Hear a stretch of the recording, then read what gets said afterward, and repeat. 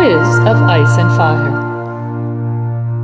Hello there, listeners. It's time for another Quiz of Ice and Fire. I'm your host, Yolkboy. And I'm also your host, Lady Guinevere. We are Radio Westeros, and usually we do detailed analysis of A Song of Ice and Fire, but the kindness of our patrons has unlocked this bonus quiz feature. And by bonus, we mean that there's no charge for the patrons.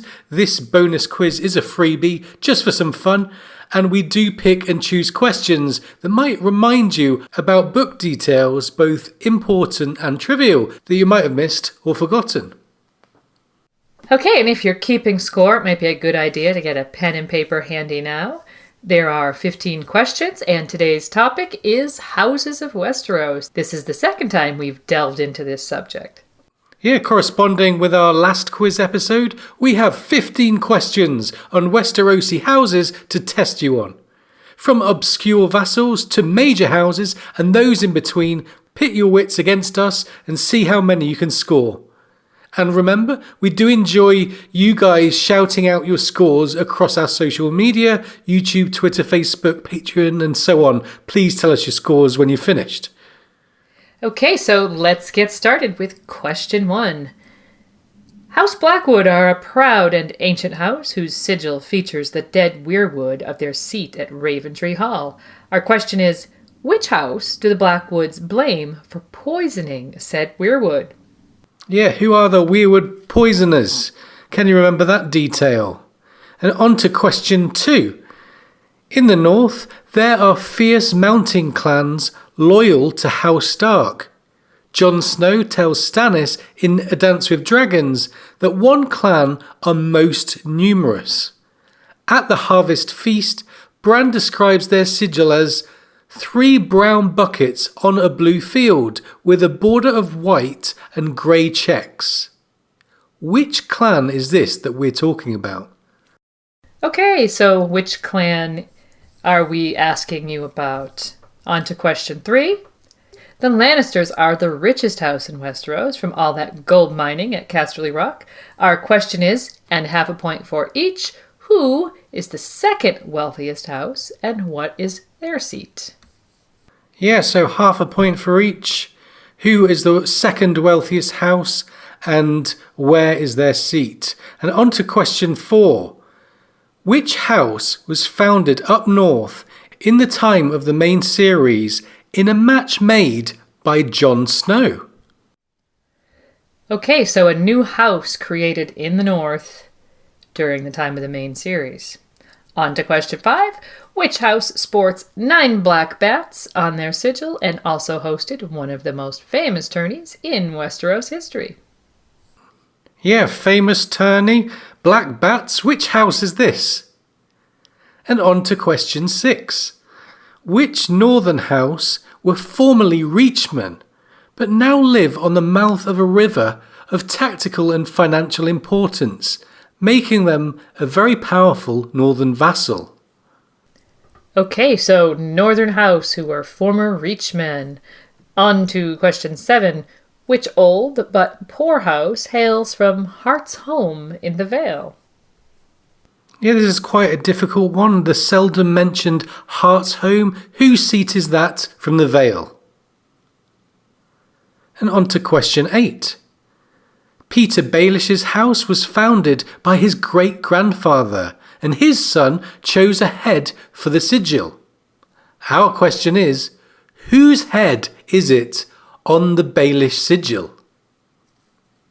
Yeah, and longtime Radio Westeros listeners may have heard us discuss this sigil in the past. And now on to question 9. Which Stormlander house, whose geography along the border with Dorne makes them Marcher Lords, reside at Harvest Hall? Yes, so which hardened Marcher Lords reside at Harvest Hall? Can you remember that one? And on to question 10. Which significant noble house's sigil features a burgundy grape cluster against a blue background? Okay, grapes on their sigil. Which house is that? On to question 11. At the start of the books, which major house was being sworn fealty by these smaller houses, among others? Houses Peasbury, Grandison, Lonmouth, Caffarren, and Connington. Yes, so if you know the area where these houses come from, you'll have a very good shot of knowing which major house they were swearing fealty at the start of the books. And on to question 12. Which house count among their household loyal subjects such as Ben Bones, Yellow Dick, Damon Dance for Me, Luton, Sour Allen, Skinner, and Grunt? Okay, come on, tell us which house these colorfully named bunch of men owe their allegiance to. On to question 13. In A Game of Thrones, Tyrion notices the Clegane sigil, 3 black dogs on a yellow field. In the next book, we learn what those 3 dogs represent. Can you tell us exactly what that is? Yes, so can you remember the backstory of the Clegane sigil as brought to us in A Clash of Kings? And on to question 14, the penultimate. Which house has a sigil of a red fox, which might be appropriate given the members of this house seem to have rather prominent ears? Yeah, and those prominent ears are, of course, noted many times throughout the series. On to question 15. Which apparently extinct house, though many readers theorize not, have a sigil that inverts the colors of the 3-headed dragon of the Targaryen sigil, leaving a black dragon on red? And those were our 15 questions for you. We'll be back with the answers right after this.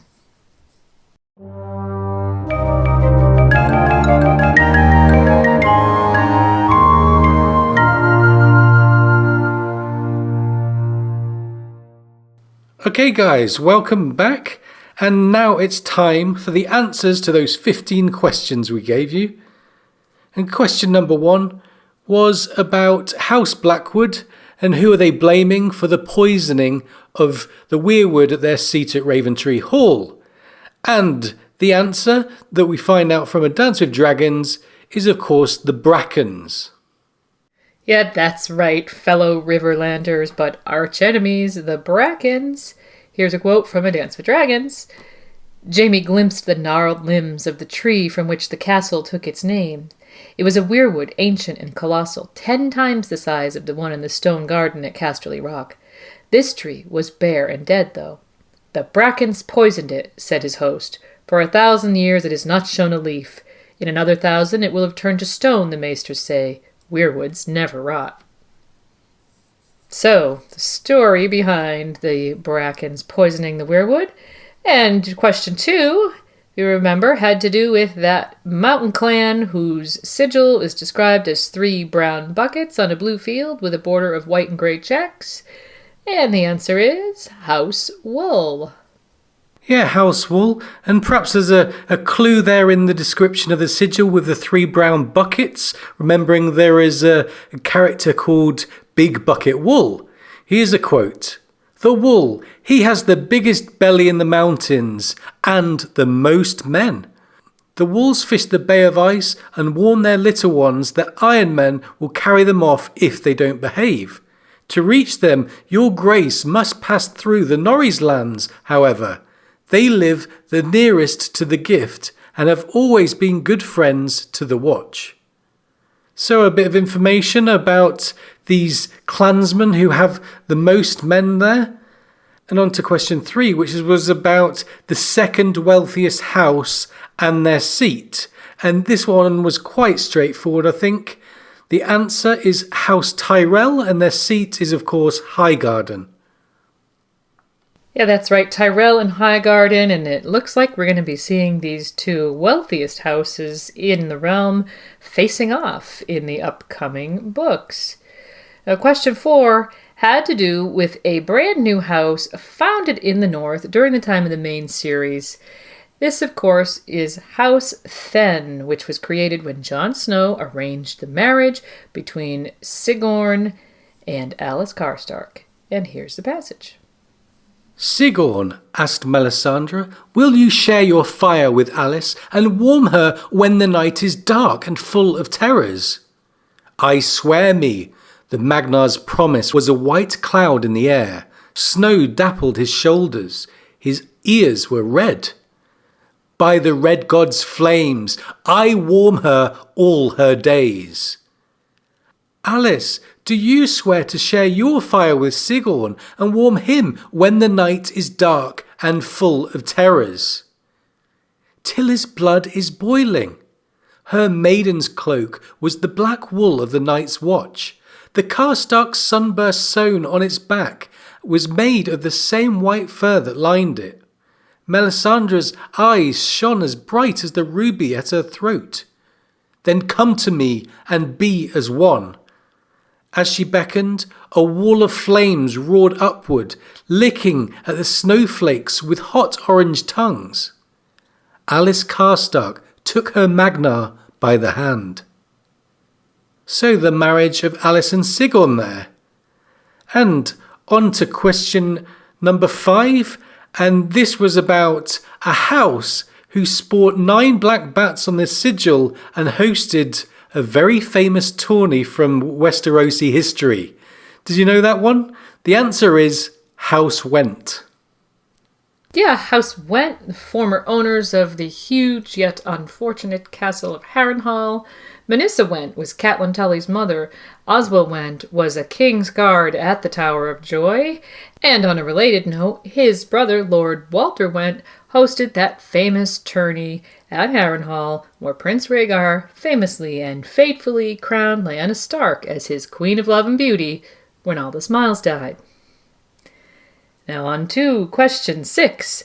That was about which northern house were former Reachmen and now have become one of the most, or arguably the most powerful northern vassal. And the answer, of course, is House Manderly. And if you're interested in learning more about House Manderly, don't forget to check out History of Westeros' episodes on House Manderly.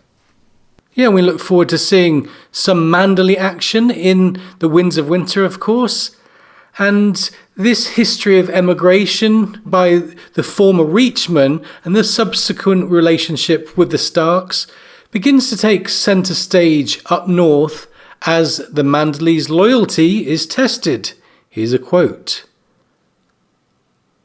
1,000 years before the conquest, a promise was made, and oaths were sworn in the Wolf's Den before the old gods and the new. When we were sore, beset and friendless, hounded from our homes, and in peril of our lives, the wolves took us in and nourished us and protected us against our enemies. The city is built upon the land they gave us. In return, we swore that we should always be their men, Stark men. And that quote is, of course, from Wyler Manderly. And so on to question number 7. This was a simple question about who hails from Hart's home in the Vale.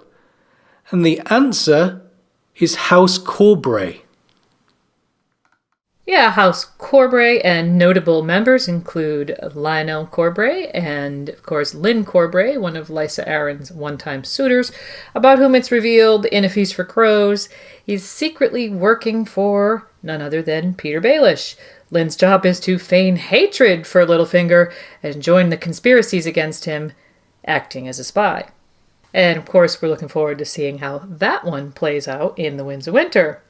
On to question 8. Another one bringing Peter Baelish into the mix. His house was founded by his great-grandfather, and his grandfather chose a specific head for their sigil. The question was, whose head is on the Baelish sigil? And the answer is the head of the Titan of Braavos. Yeah, the Titan of Braavos, that huge monument guarding the entrance to Braavos on the water. And this information comes to us in A Storm of Swords. The device painted on the shield was one Sansa did not know, a grey stone head with fiery eyes upon a light green field. My grandfather's shield, Peter explained when he saw her gazing at it. His own father was born in Bravos and came to the Vale as a sellsword in the hire of Lord Corbray. So my grandfather took the head of the Titan as his sigil when he was knighted. And we do find it quite interesting that it's the head of a giant there. And see our Littlefinger episodes if you want to know what we're theorising there. And anyway, on to question 9, where we asked which Stormlander house seated at Harvest Hall are Marcher lords given their proximity to the border with Dorne. And the answer is House Selmy. Okay, so House Selmy, and we get a little bit of their background from Sir Barristan Selmy during Storm of Swords and again during Dance. When he tells Dany about his dismissal from the Kingsguard, I walked from the throne room with my head high, though I did not know where I was going. I had no home but the White Sword Tower. My cousins would find a place for me at Harvest Hall, I knew, but I had no wish to bring Joffrey's displeasure down upon them. So Sir Barristan, thinking how you really can't go home again to Harvest Hall and House Selmy after his many years as a member of the Kingsguard. Now, question 10 had to do with a significant noble house whose sigil features a burgundy grape cluster against a blue background. And, of course, the grapes would be your clue that this is House Redwine. Yeah, House Redwine, who are, of course, sworn to Highgarden and have notable naval capabilities. Sansa Stark first spots the Redwine sigil at the tourney of the hand in A Game of Thrones and describes it like so. The twins Sir Horace and Sir Hobber, whose shields displayed the grape cluster sigil of the Redwines, burgundy on blue. Okay, and question number 11 now, which asked, at the start of the books, which major house was being sworn fealty by these houses, Peasbury, Grandison, Lonmouth, Cathaeron and Connington? And the answer is House Baratheon of Storm's End will of course take House Baratheon. Yeah, House Baratheon of Storm's End. Notice these are all Stormland houses, and we want to point out that at the start of the books there are 3 branches of House Baratheon in the persons of the 3 Baratheon brothers at Storm's End, King's Landing, and Dragonstone. And of course, at the start of the books, that distinction is important as far as who's swearing fealty to whom. On to question 12. Which house counts the colorfully named Ben Bones, Yellow Dick, Damon Dance for Me, Luton, Sour Allen, Skinner, and Grunt amongst their household subjects? The answer is House Bolton, and we hope you all got that one. Yeah, House Bolton, because these 7 are Ramsay Bolton's men known as the Bastards' Boys. They are unscrupulous men-at-arms who sit in important seats at Winterfell in A Dance with Dragons. Ostensibly Ramsay's devotees, his father Roose actually claims to Theon that in truth they report to him first. I know what he said. You're to spy on me and keep his secrets. As if he had secrets. Sour Allen, Luton, Skinner and the rest. Where does he think they came from? Can he truly believe they are his men? So Roose Bolton lets the reader know in no uncertain terms that the Bastard Boys are really in his pocket primarily. And on to question number 13, which asked about the significance of the 3 black dogs on yellow in the Clegane sigil and the backstory relating to that. And the answer is that they're representing the 3 dogs that died saving Lord Tytos Lannister from a lioness. The moment which elevated House Clegane, of course. And here's Sandor telling the story to Sansa. I like dogs better than knights. My father's father was kennel master at the Rock. One autumn year, Lord Tytos came between a lioness and her prey.